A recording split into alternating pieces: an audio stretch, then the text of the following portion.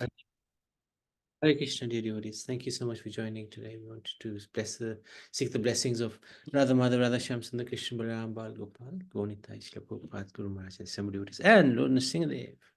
Some devotees are celebrating Nrsimha Chaturdasi today. So we started talking about Lord Nrsimhadev yesterday, and today we wanted to also continue. And we reached this point yesterday of how Lord Narasimhadev came from the pillar and defeated Hiranyakashipu.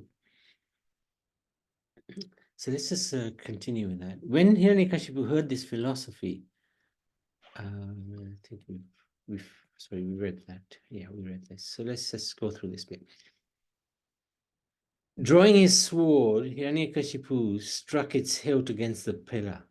As soon as Hiranyakashipu struck the column, a tumultuous sound occurred. As the pillar crumbled in a cloud of dust, a deafening roar reverberated throughout the palace. So this roar was that of a lion. It's a really tremendous sound. And if anybody's heard the roar of a lion, it's pretty frightening. So the earth trembled. Everything trembled. Hiranyakashipu watched with wide eyes as an enormous creature emerged from the remains of the pillar. Though walking on two legs, he had the head of a lion. His eyes blazed like fire. His golden mane shook like a million snakes, and his long tongue flicked about like a dwelling sword. This is a really amazing depiction of this pastime. This Prahlad Maharaj is witnessing the appearance of the Lord through the pillar. And this is Simhachalam. We were very fortunate to go there in last year, August. This is where, in Andhra Pradesh, one of the places where Lord appears. And this is the Ahobilam temple in Andhra Pradesh. And this is the Ugrastamba. This is the remains of the pillar. So not the whole pillar was destroyed. Most of it was destroyed. So, but this is the remains that was left from where Lord Narasimhadev appeared. So fascinating sight. To substantiate Prahlad's statement that the Lord came out of the pillar in his wonderful incarnation as Narasimha, half man, half lion, Hiranyakashipu could immediately understand that the extraordinarily wonderful form of the Lord was surely meant for his death. Now, why did this happen? Why did this happen? Why did Hiranyakashipu fight with the Lord? Well, the Lord wants to fight sometimes, but in the spiritual world, he cannot fight. This fighting nature is within the Lord.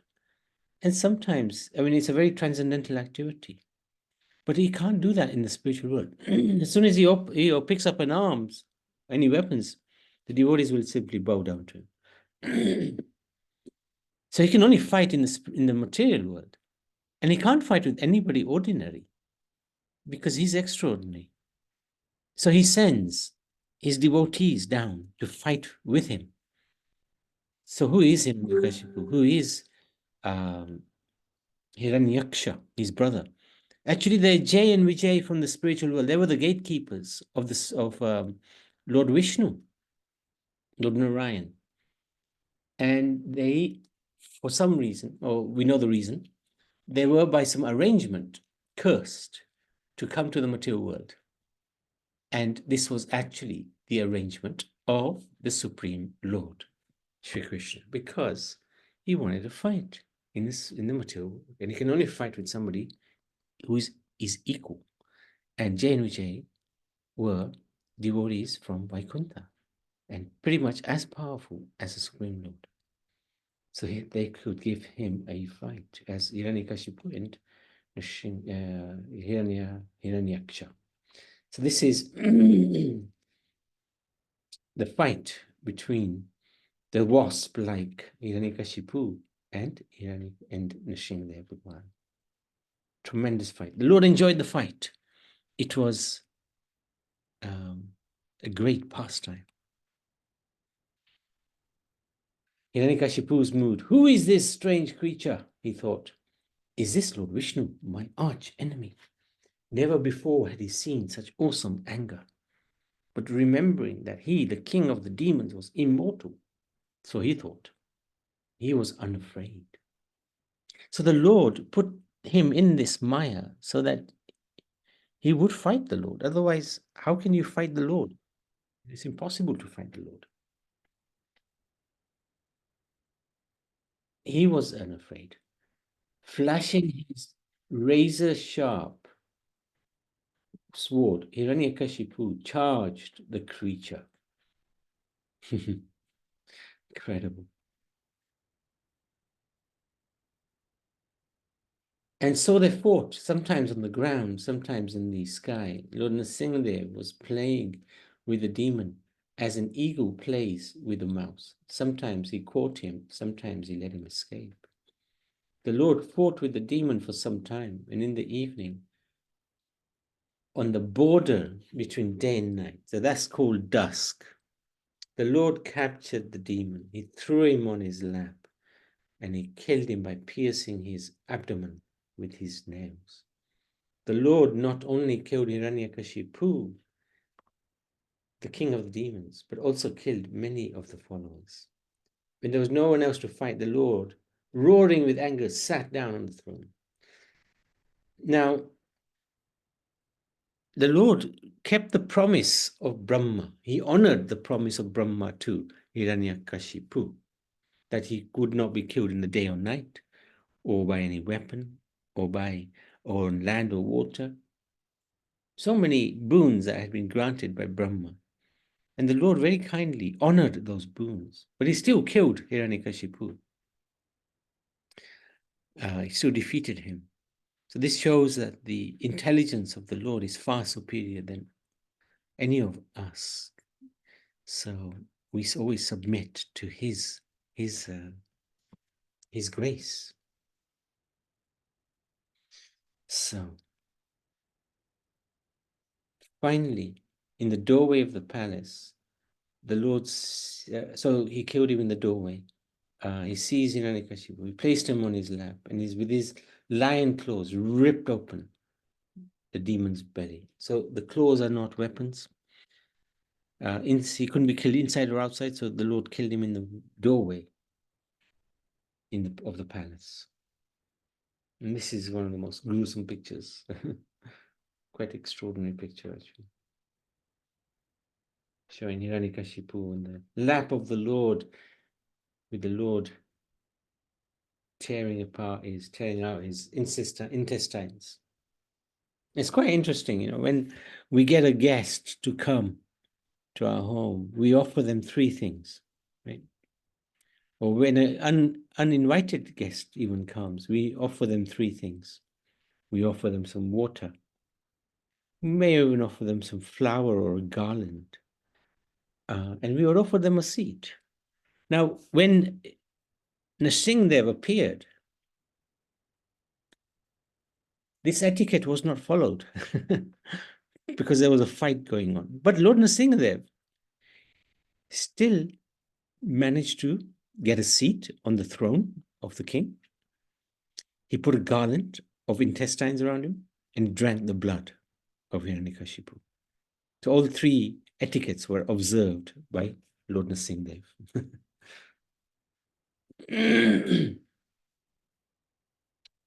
So then, what happened? Yeah, this is quite. You can see the demigods here. They were actually very frightened to approach Lord Narasimhadev, because even after killing Hiranyakashipu, Lord Narasimhadev was very angry. His anger did not subside, and his anger was not directed at Hiranyakashipu, because Hiranyakashipu was naturally a demon. right? Actually, he was a demon. There was no question of, the Lord had come to fight with the demon. So why would the Lord be angry with the demon? He sent the demon down, or he sent his devotee down to fight with him. So he wasn't angry at Hiranyakashipu. There was no need. He'd already taken his anger out, if you like, by fighting with him. But he was still angry, and everybody was surprised. Why is the Lord? See, like the demigods, they couldn't understand. They stood a mile away. They were not close to him because his anger was just too much to bear. So they kept a really long distance. Lord Brahma, let me just see if it's in here. After Hiranyakashipu was killed, the Lord continued to be very angry. The demigods headed by Lord Brahma could not pacify him. They couldn't see a way. How can we make him less angry? So Lord Brahma requested Lakshmi Devi, this is your husband. Please go and pacify him, calm him down. And Mother Lakshmi turned around to Lord Brahma and said, I don't recognize who this is. I'm not going anywhere near him. Even Mother Lakshmi, goddess of fortune, the constant companion Narayan, would not dare come before Lord Narasimhadeva. Lakshmi Devi was requested to go before the Lord by all the demigods present, who because of fear could not do so. But even she had never seen such a wonderful and extraordinary form of the Lord, thus she could not approach him. And then Lord Brahma, being the highly, most intelligent personality in this universe, he asked Prahlad Maharaj, please go forward and pacify the Lord's anger. Only you can do it. Prahlad, the innocent boy, 5-year-old, he was not scared. He was confident of the affection of his master, Lord Narasimhadev. So he approached Lord Narasimhadev. And immediately, the Lord was pacified. He was calmed, completely calm. So question arises, why was the Lord still angry after killing Hiranyakashipu? He was angry because the devatas, they had run away from Hiranyakashipu. They had hid in different parts of the universe because they were so scared of Hiranyakashipu.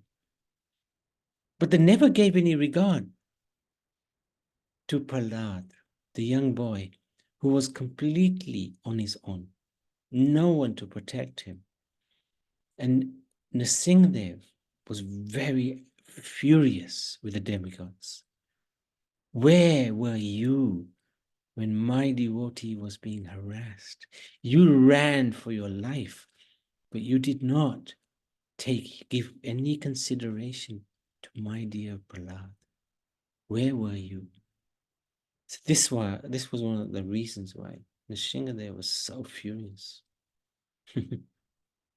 But when Prahlad came next to him with the garland, he completely became pacified.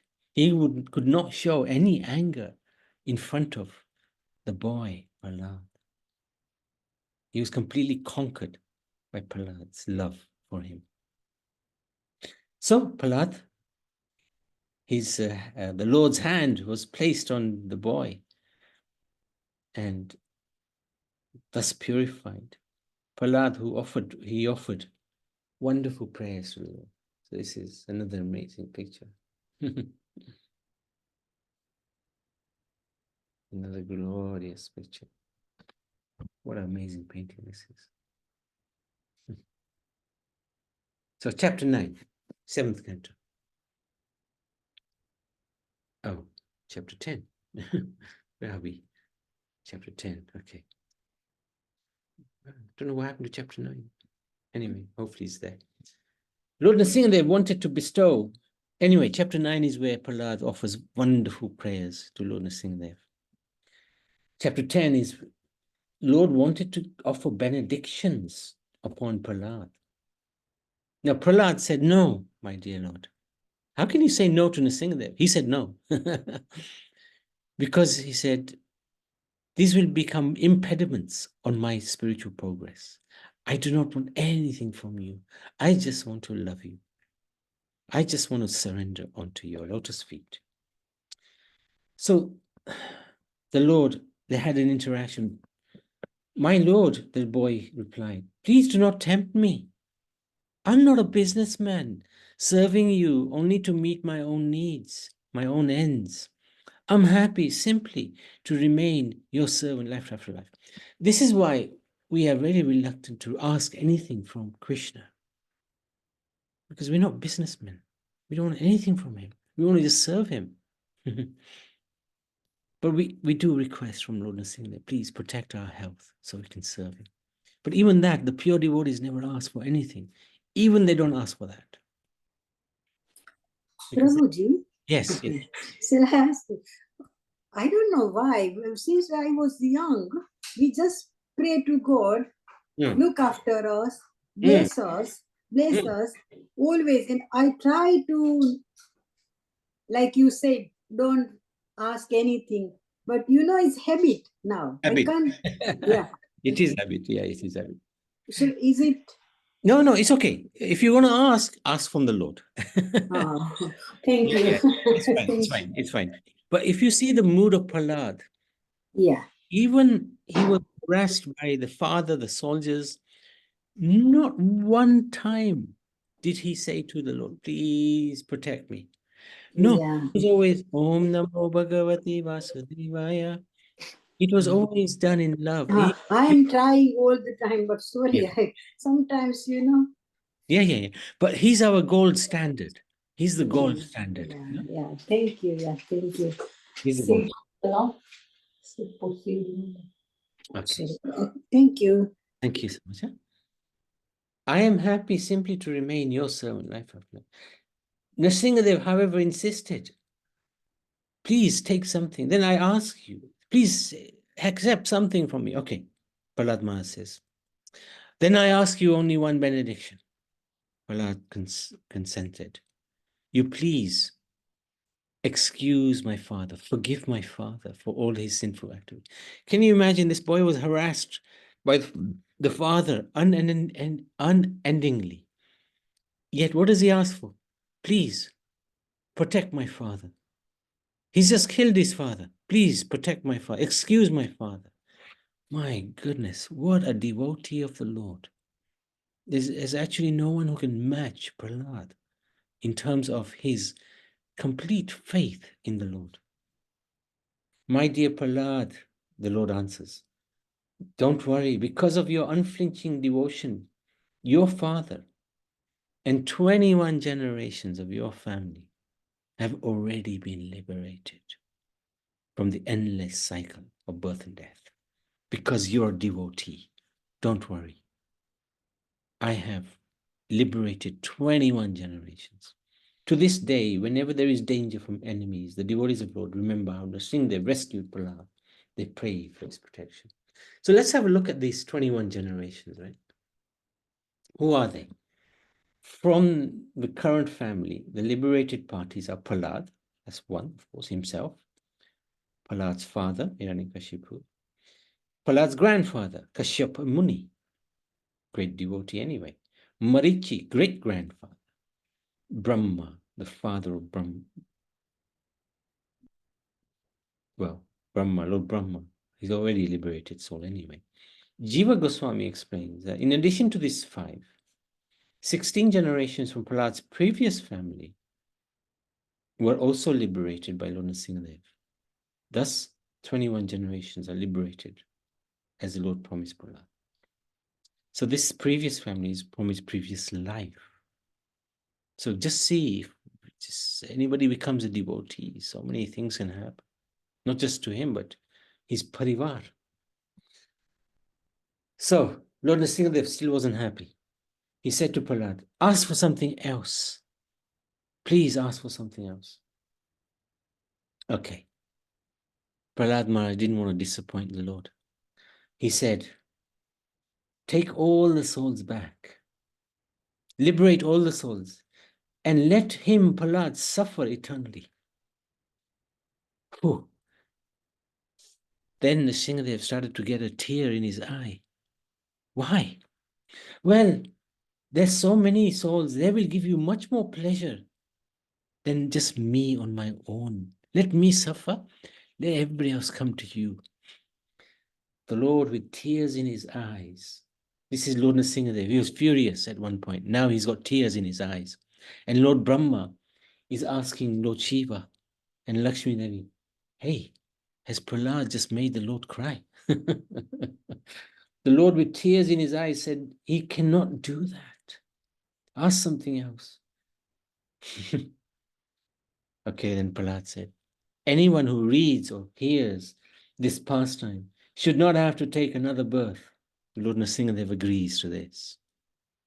So this is the beauty of Prahlad. He's the gold standard when it comes to devotees. Really amazing. Really amazing. Okay. Narasimhadev Bhagwan ki jai. So any questions, any comments?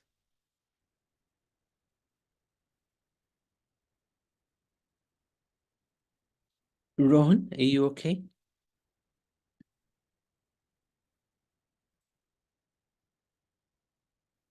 Okay.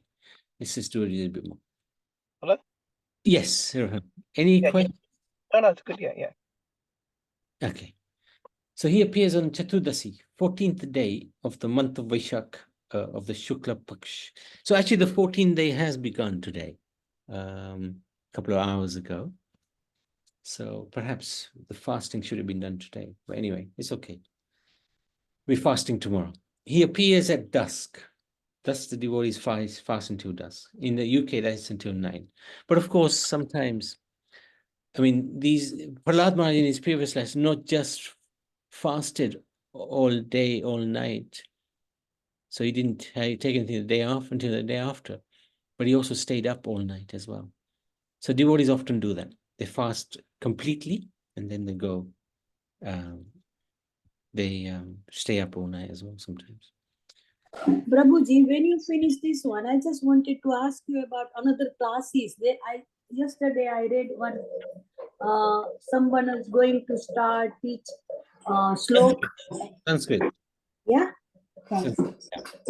That is face to face. Madhuben. That is in the. Yeah. It's in the mandir. Oh, I thought it's online. No, he won't do online. Oh, sorry. Okay, thanks. Okay. This is a very nice prayer we sing every day. Ugram Viram Vishnu Jwalantam Sarvatomkam Nasima Bhishanam Badram Mrityum Namamyam. May my head be protected by the moon-colored one, who is the greatest amongst humans. My obeisance unto ferocious and powerful great Vishnu, the fiery one, who faces are on all sides, the fearful one, the Simha, who causes the death of even death personified, or who can overcome death. So just a couple of more things. Let's compare Narasimhadev to Radharaman. Now Radharaman, I don't know if we got a picture. Yeah, there is. Radharaman is the most glorious deity in Vrindavan. The original deity is there. It's not very huge, but this big. But this is Shaligram. This is phenomenal. This Radharaman is a really very inspiring and merciful deity. So let's compare the two, because Narasimhadev appeared from a stone and Radharaman is a stone. So both appear from stone in a form never seen before. Narasimhadev appeared half man, half lion from pillar 2. Prove Prahlad's words were true. Radharaman appeared from Shaligram, the stone, to allow his devotee, Gopal Bhatt Goswami, to serve him to his heart's content. So we can see the similarity between Narasimha and Radharaman. Sorry, Prabhuji. Yes. Who is Radharaman? Radharaman is a glorious deity in Vrindavan. This deity was worshipped by one of the Goswamis, Gopal Bhatt Goswami. He was only a stone, right? Like, you know, you've seen the shaligram in my home, like a round stone. And Gopal Bhatt, he wanted to dress him, to put clothes on him, to put jewelry on him. So what Krishna did overnight, he transformed himself from a round stone to this fantastic shape. This is a stone, all one stone, but comes in the shape of Radha Raman, deity. About 500 years ago, this happened. And this deity is worshipped to this very day in Vrindavan. So nobody made this deity. It manifested by Self-manifested. itself. Self-manifested, correct. Wow. Yeah, yeah. Just like Nrsimha came out of the stone, the pillar. But what is it? But what's the story behind this? I mean, like why? Because there's a big story behind this. Okay, We'll go through that one day. Yes, definitely. Prabhuji, sorry about that. But Saligram, behind the Saligram story, we heard different way because of Yeah, no, that's different. That's there as well. Madhuben? Tulsi and Vishnu's story. That is still there. But that Shaligram also converted himself into this beautiful form of Radha Raman. That same Shaligram. Oh, In this fact, story. Okay, this there's story lots I of don't stories. know. I don't know. Yeah, Yeah. We'll go through this one day. It's a very Okay, thank you. Thank you, Prabhuji. Sorry to disturb you. No, that's okay. Is this a male god? Yes, Or this is Krishna. This is Krishna. Look, he's got the flute. He's got Oh, his hands as if he's a flute.